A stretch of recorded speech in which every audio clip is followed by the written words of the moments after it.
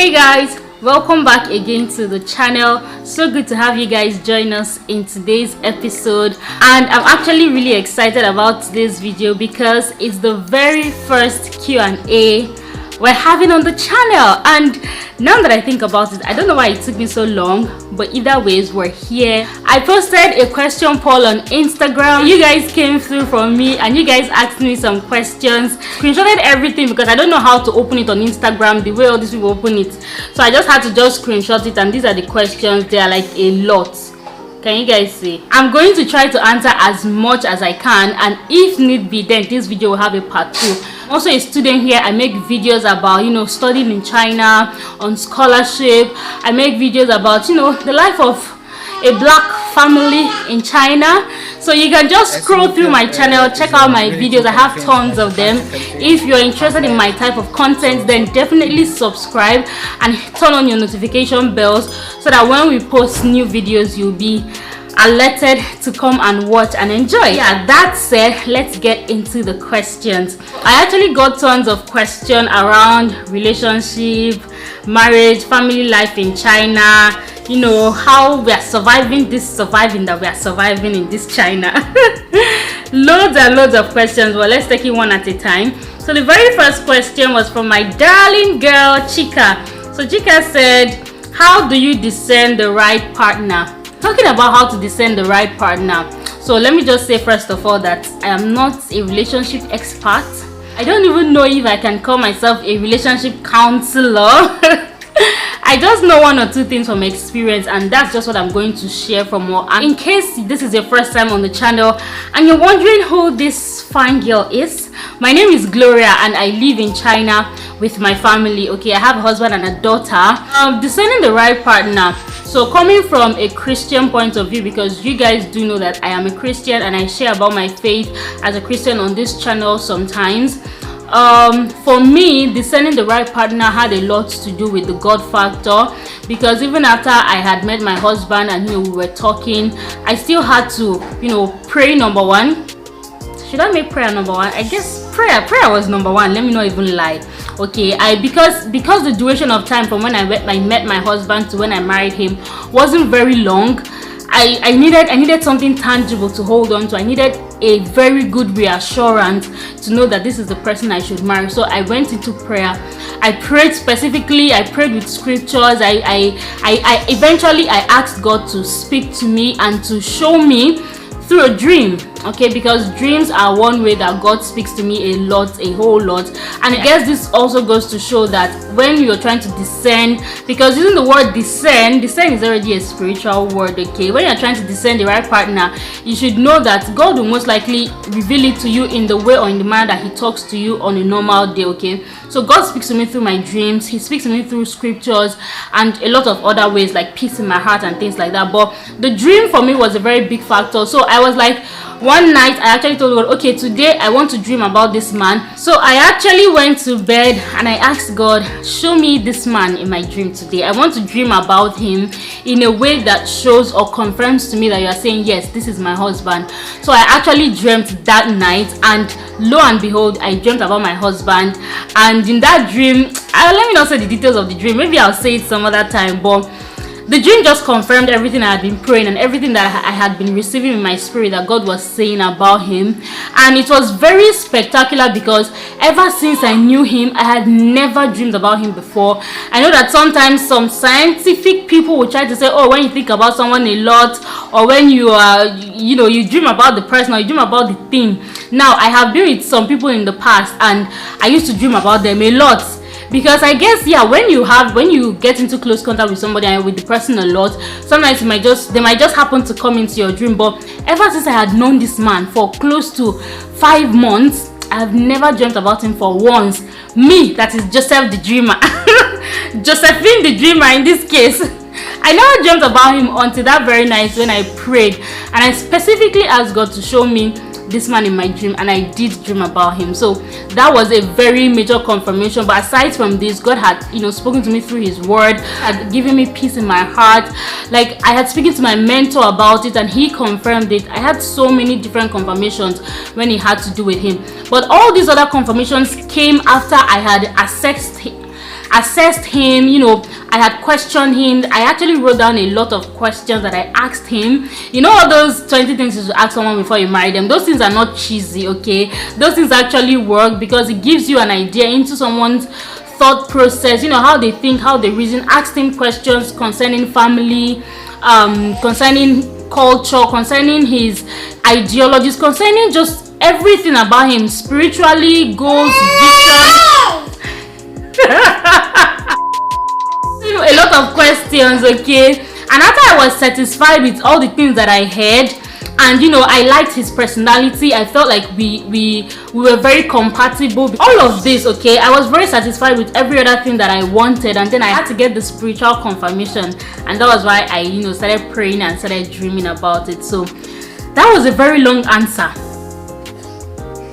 but we are moving on. Question number 2.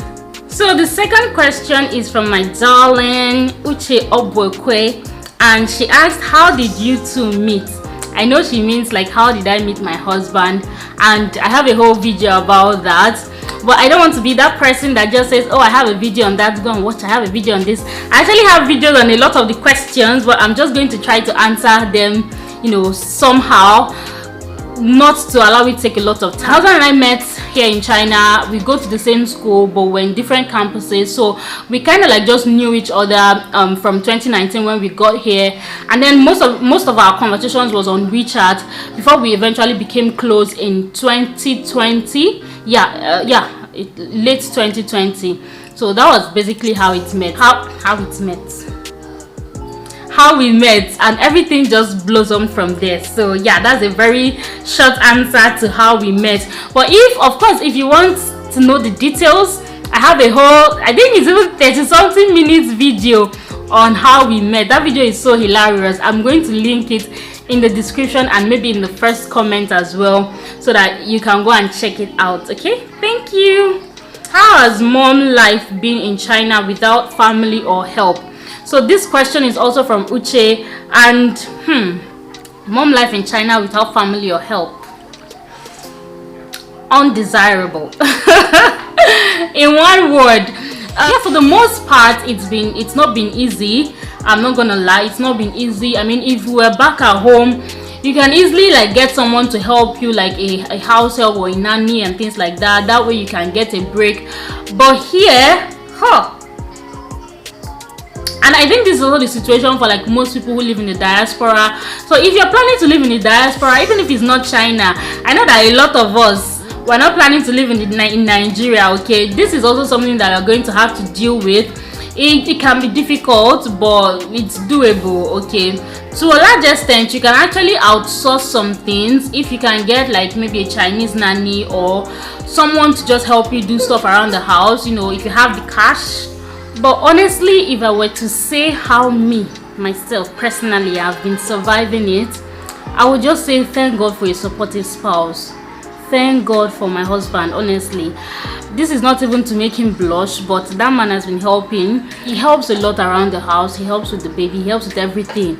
So the two of us, we just help each other out, and that way it's not so crazy for me. So the next question says, do you guys plan to stay back in China after he's done with school? Talking about my husband, right? My husband is currently doing a PhD, and if we intend to stay in China, I think, yeah, for now, our plans for now, I don't know, it might change, but for now, yeah, our plans are we're going to stay in China for maybe 1, 2, 3 years after he's done with his PhD, because he wants to do something called postdoc.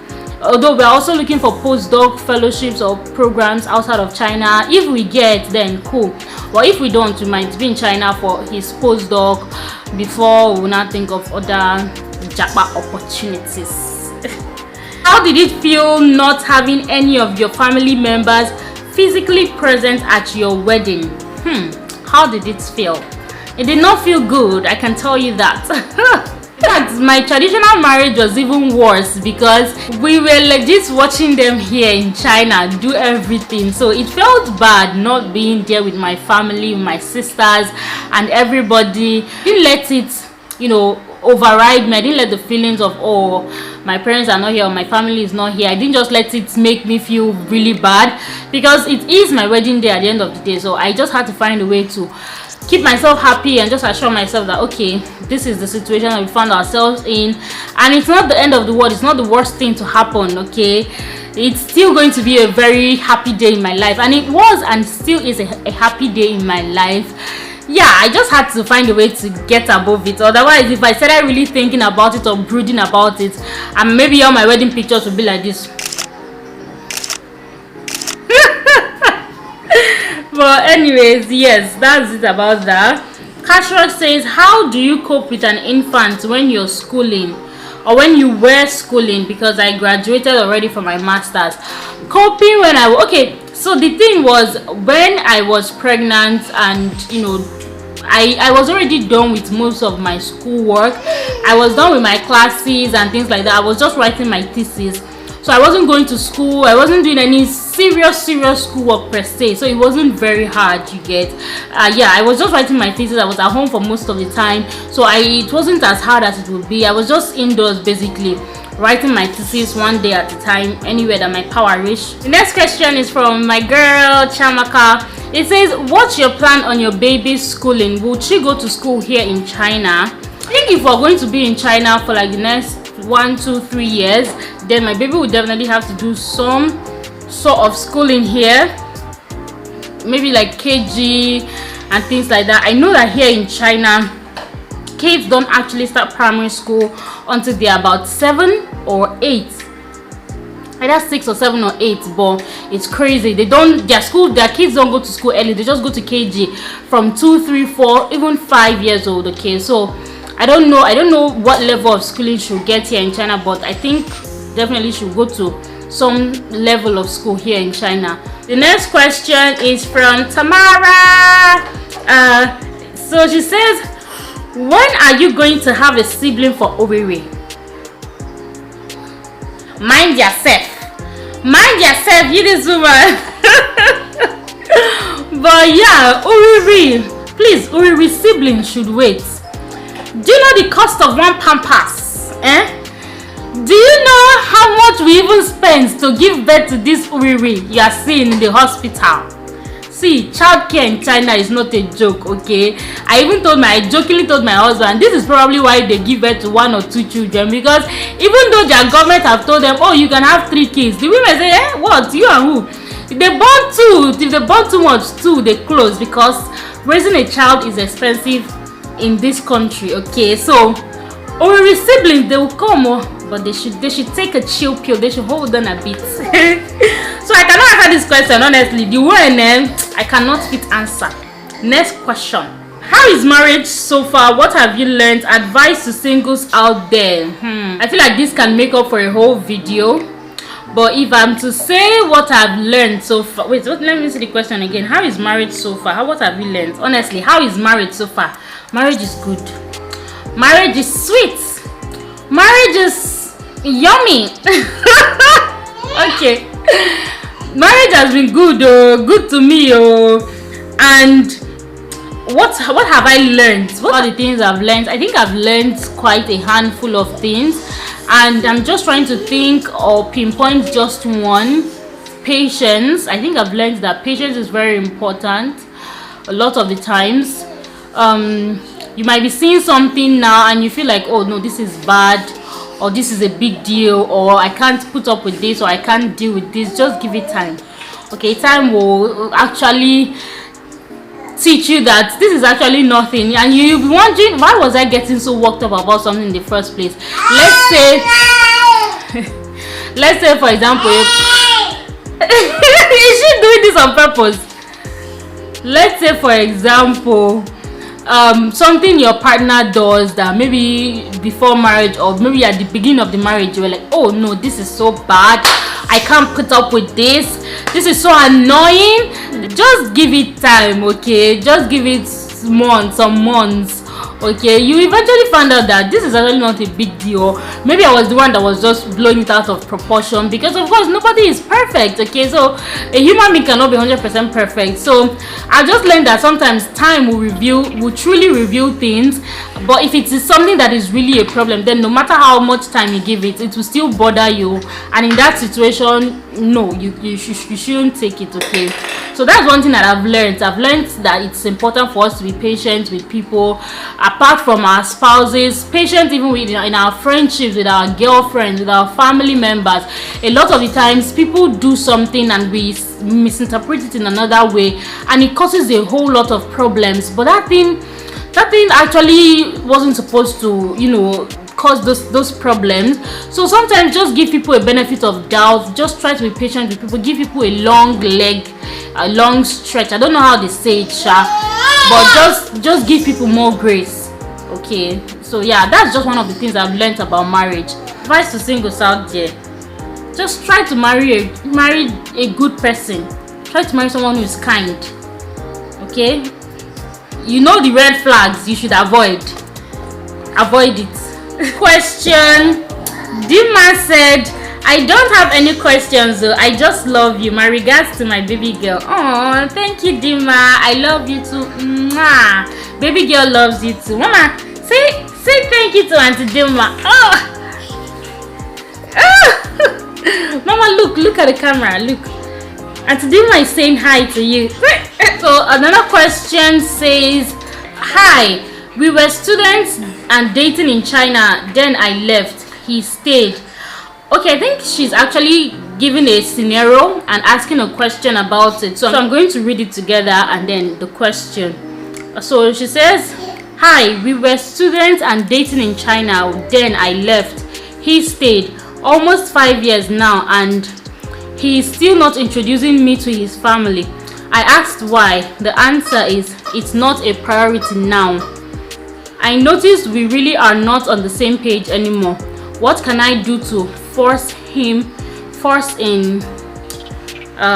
what's it called? Yeah, you guys know what I'm talking about.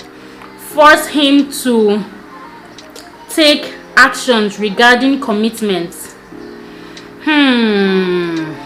This lady is asking a question probably concerning a situation that she is in with this guy that she used to date in China, and after she left China, the guy stayed back, and now it's been 5 years and the guy is obviously not making any commitments. Wow, 5 years is a long time, first of all. For a guy to not be making commitments and be still, you know, stringing you along. But first of all, I don't know, are you guys from the same country? Is he supposed to, maybe when he comes back, come to where you are? And bro, 5 years is a long time. Remember I said at the beginning that I'm not a certified relationship counselor. The Lord is just helping us, and I'm just going to tell you, yeah, from my experience with men, I don't have a lot. From my little experience with men almost always know what they want. Very hardly would a man be confused, like genuinely confused about a situation, especially when it has to do with a woman.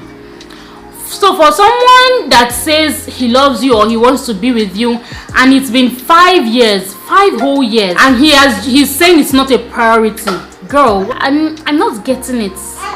I'm not getting it. I don't know how old you are. I don't know how old you guys were when you started dating him. But I'm guessing even if you were, say, 18 or 19 when you started dating him, add 5 years to 19 to, it's like 24 or 25. And he's saying it's not a priority. And then she said something like, what do I do to force him to take actions towards commitment? First of all, using that word force already shows that you know that this is not something he's going to do out of his own will.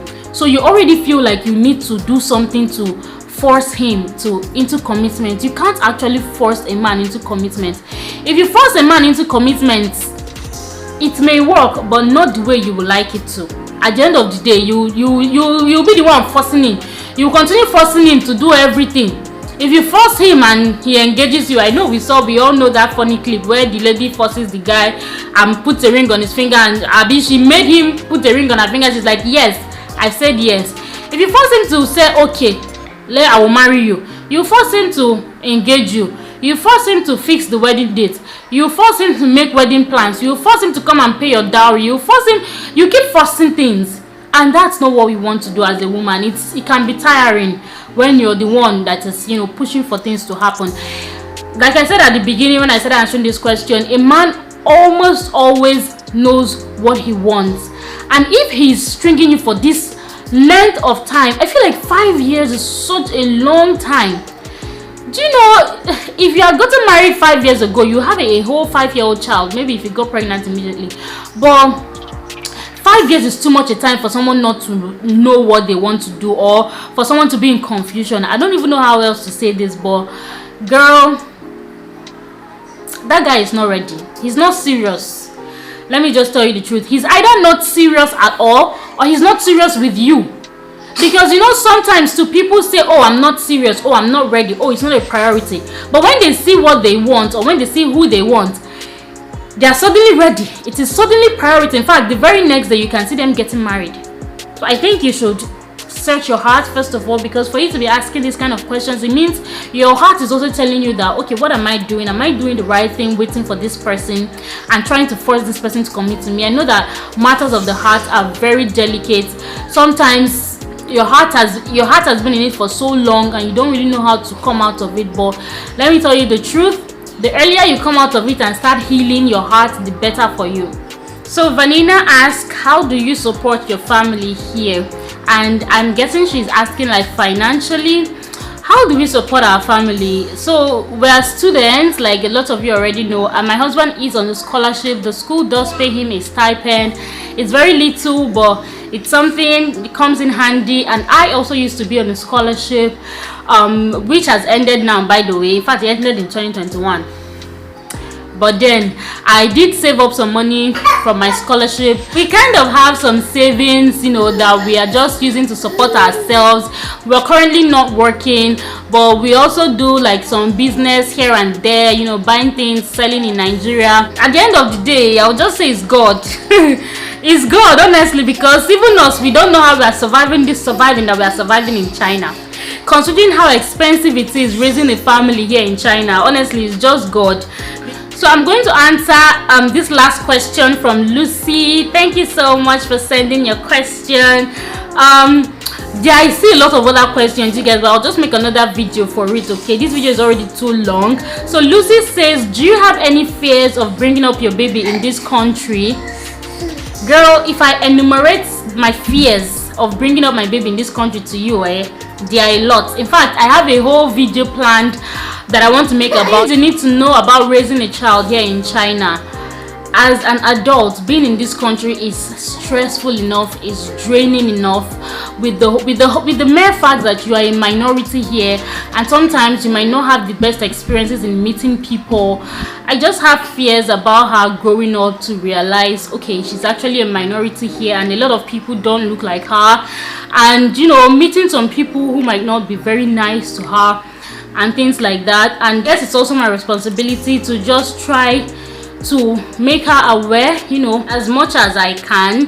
I also have fears about, I feel like somehow the life pace in China can be very fast, and it can be very, very, what's the word I'm looking for? Very draining and very competitive, sometimes unnecessarily stressful. I don't know how to put it. Life here can just be stressful, especially for foreigners sometimes.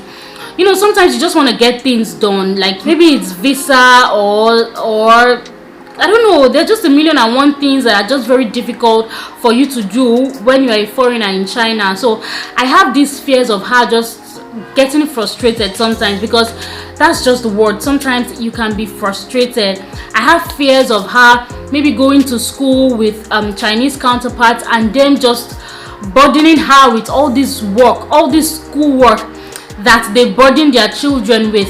I know a family friend of ours, like they have kids, their kids now go to primary school, and every day it's like they're doing homework from morning till night. Homework. Once the kids come back from school, they're doing homework till they sleep, and I'm just like, what is all this pressure for? Primary school children, if you see the maths they are giving them. So I also have a fear of, I hope my child not will be able to cope.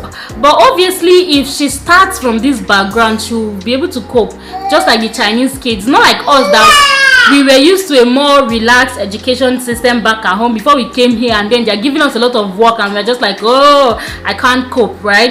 But yeah, I just have fears of how growing up in this fast-paced, stressful, tasking society, and the kind of individual it will make her turn out to be. Hopefully she will not grow here in China. We don't plan to stay in China forever until our kids grow very big, but for the time we're going to be here, we'll just try our best and just pray honestly that, you know, that she will turn out all right. So yeah, you guys, I have a whole lot of other questions here, but I'm going to have to make a part 2 for that. So if you got to this part of the video, thank you so much. I hope you guys enjoyed this Q&A. I enjoyed answering these questions, even though for some of the questions I had to like pause and think. Like, your questions were actually provoking me to think, so I'm really grateful. Thank you so much. Shout out to Uche Obwekwe, shout out to Chika, shout out to Lucy, shout out to Tamara, shout out to Cashros, shout out to all of you that sent me questions. I'm so grateful. God bless you. If you're new to the channel and you're not yet subscribed, please go ahead and click that subscribe button. It's that red button that says subscribe. Click it. There's a bell beside it. Click the bell to all notifications, so that when we upload the next video, or when we upload the part 2, you know about it. I have more juicy questions honestly in the part 2 that you guys will definitely not want to miss out on, so definitely come back to watch the part 2 of this video.